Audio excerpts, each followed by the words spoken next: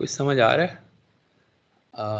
मेरे ख्याल अगली क्लास में ना हम एक इंट्रिकेट सा क्विज भी रख लेंगे, जिसमें all these concepts that I have talked about, because these are very core to signal processing. तो हम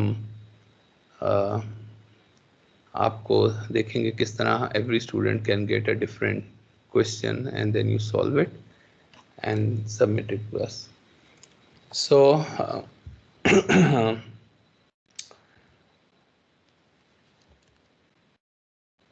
अब देखिए, ये तो समझ आ गई कि भाई जो सिग्नल प्रोसेसिंग ये है कि जिस तरह का आप शेप करना चाहते हैं अपने स्पेक्ट्रम को, whatever shape you want to give, and usually you want to get rid of some undesirable frequency content, usually, okay, that you want these contents to go to 0,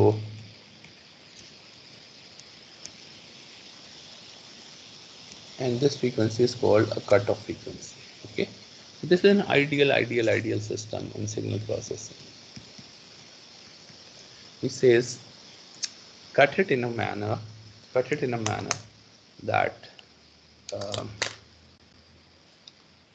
so cut it in a manner that only this band of frequencies, and always please remember that real frequencies are from 0 to pi, because a real signal, whatever you are going to see on positive side, you are going to see the same thing on the negative side. So your mind should work that, okay, 0 to pi, and pi is the highest frequency content in your signal, and we will find out it is always fs over 2, half of the sampling frequency. So then signal processing should be very simple. You draw in frequency domain whatever you want to keep, okay, and then take its inverse Fourier transform. You get h of n and try converting it into a difference equation and implement. So then this course would end in 3-4 lectures. If signal processing would be that easy, then there would be no signal processing, so to say, as a subject. So what has made signal processing is this problem that I'm going to discuss now, that you take inverse Fourier transform of something, a system which you desire to implement, which should just eat up all undesirable frequency contents without touching the one that you really want, without touching, making one, because h is going to be multiplied by x. So ideal. Cut out undesirable part, keep what is desirable as is without changing a bit. So you take its inverse Fourier transform. An inverse Fourier transform of this expression is 1 over 2 pi minus pi to pi. But as the function runs from minus omega c into omega c, so we say minus omega c into omega c. Okay, this, and then function is 1, and in the formula it says exponential j omega d omega. Okay, and we know exponential of j omega, if the derivative of this is here, means you put a j here and a j here, is exponential of j omega. So exponential j omega is exponential of j omega, so 1 over 2 pi j is outside, exponential of j omega, you put minus omega c and omega c upper, and then you 1 over 2 pi j exponential upper limit, exponential j omega c minus the lower limit, x minus exponential minus j omega c, and I know this is equal to 2j sine 2j sine of omega c. 2j cancels out, and sorry, omega n omega n omega n omega n. So if you do that, this is the what you are going to see. Okay, I've shown you this. So 2j will cancel out, and you will have this. So here will be with minus omega c 1 over 2 pi 1 exponential j omega n d omega. So you got to have in the this derivative it is j n here, j n here. So it will be 1 over 2 pi j n exponential j omega n upper limit minus 1 over 2 pi j n exponential j omega c n minus exponential minus j omega c n. And this whole thing is 2j sine of omega c n divided by 2 pi j n. So 2j cancels out. It is sine omega c n over pi n. So this is what you get. Now there is a problem with this expression, and this is the birth of signal processing, so to say. Okay, this is where the signal processing starts. What is the problem? That this edge is infinite. It runs on both. It's a sinc function. It runs from minus infinity to infinity. Means you cannot perform convolution because it'll take you forever to perform that convolution. It's an infinite impulse response system. But that is fine. We can usually convert an infinite impulse response system into a difference equation. But here, because you can see there are no coefficients of exponential in the numerator and the denominator, so it cannot be converted into a difference equation. So this is a system which cannot be realized. So ideal system cannot be realized as a system in signal processing to process a signal. So ये practically possible नहीं है. Okay, having a system which can cut what is not desirable to 0 and let what is desirable to 1 is not possible in signal processing. But you can, so because it's infinite, it runs from minus infinity to infinity. It's a sink. So flip and drag use hoga, but flipping and two-sided will be a two-sided, and so it'll be a crazy exercise to basically implement this, because so this is not possible. Then what should we do? We cut it on both sides. We say, अच्छा सिर्फ इतने रख लें sample. And you know, if you keep only these many samples, it's a finite dimension impulse response system. Okay. So and it is 0, so it is non-causal. So you can always move it to make it causal. And but this is what usually people do. That ideal is not possible, so they only keep part of the same. So they select m samples on the left, m samples on the right. And interesting is what is happening to your frequency response. So for example, if you keep 5 on the left, 5 on the right, so this is what is happened to your frequency response. So it's not undesirable frequency, not just cut to 0. They are still part of it that will get into your signal, and desirable frequencies will also change a little. As you keep adding more, so you're getting closer to, but you never get enough close to be an ideal. Okay, depending upon what constraint you put on an ideal. So this phenomenon is called the Gibbs phenomena, that whenever you truncate a sink, and that's the only way kind of to get closer to the ideal response. So ये मसले आ जाते हैं. Okay, so ये हम will keep fighting with this effect, which is the Gibbs effect, in the rest of the course. But this is really pretty much what I wanted to cover in this chapter. Those are the pairs and stuff. So let us just at least initiate the other topic, which is the Z transform. अब ये जो transformations हैं,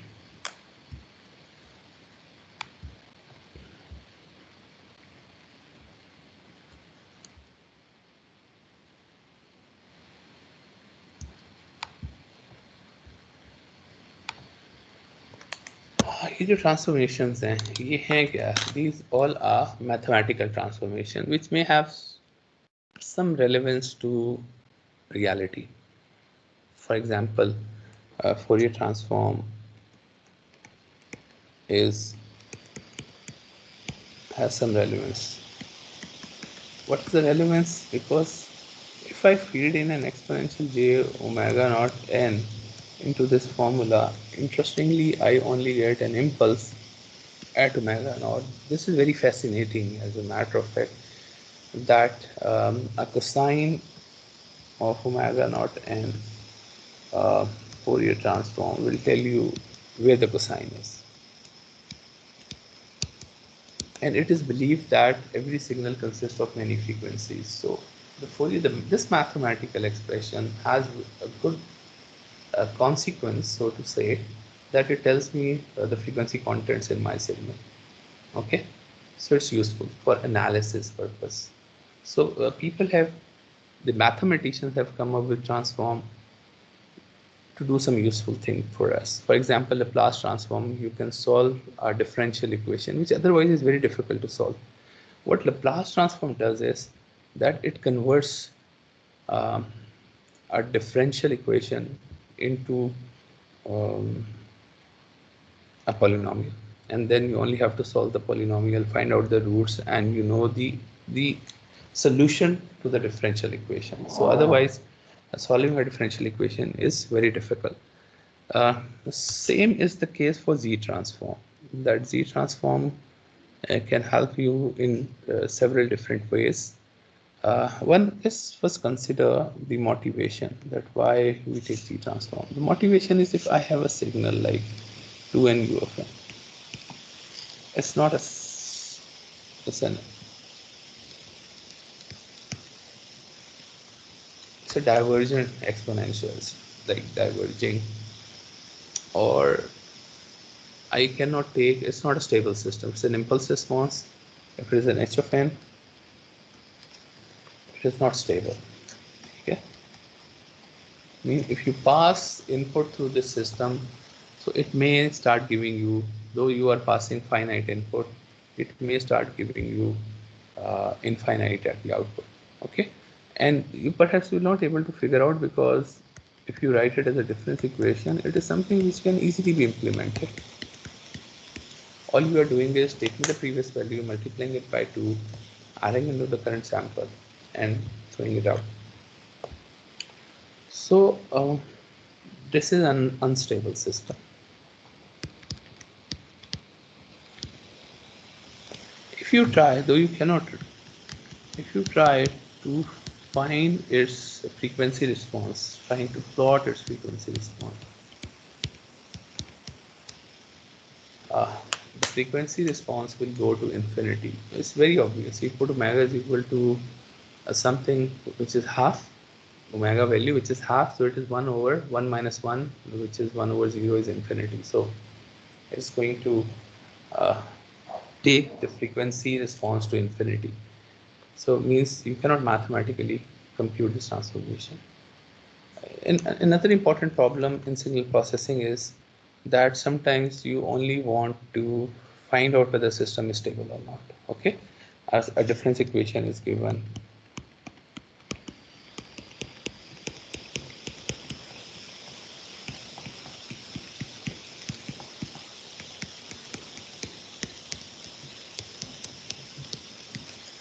By looking at it, if it is first only one coefficient, first order, you may be able to comment upon the stability. 2, yes, maybe 3 difficult, 4, 5, 6, 7, 8, and sometimes they are 50th order difference equation. So it is very important for us to know that the equation is stable. Why? Because otherwise, for some input value, it'll start giving you infinity. Okay, so it's very, very important for us to comment on the stability of a system. If Hn is given, it is simple that you can plot h of n if start diverging, or it's just one constant value, then it's an unstable system. But usually h of n is not given. Given is a difference equation. And commenting on a difference equation is very, very difficult, whether it is stable or not. Looking at 2 of n, u of n, we know that this 2 of n, u of n is unstable. The difference equation it converts to will yield an unstable system. So it's important that we know it. So now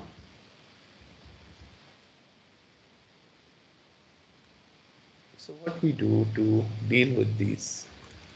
Sorry.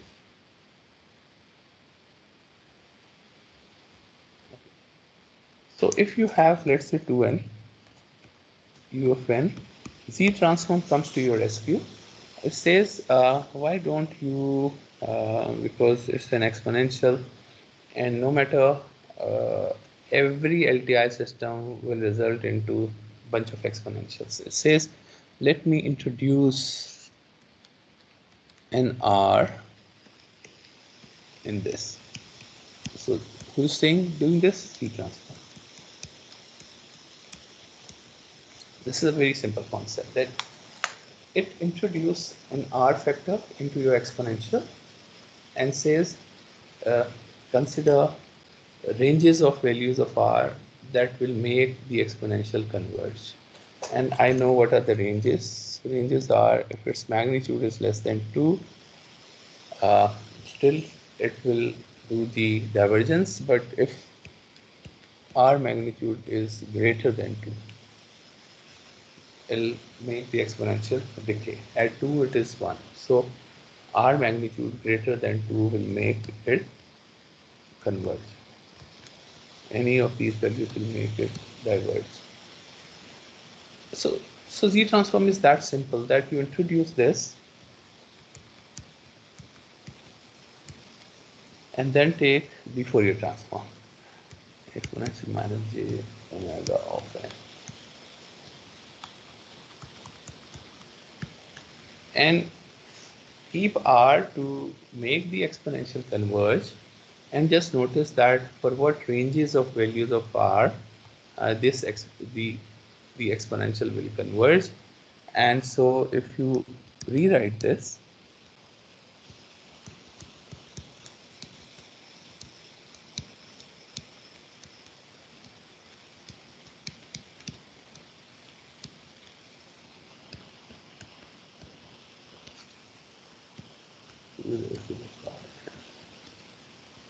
R exponential j omega raised to the power minus.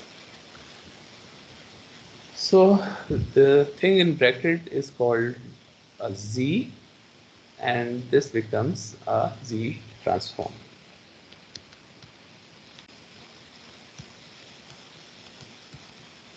So we pick it up from here that Z transform is nothing but a Fourier transform, and all you are doing is that I have introduced this R.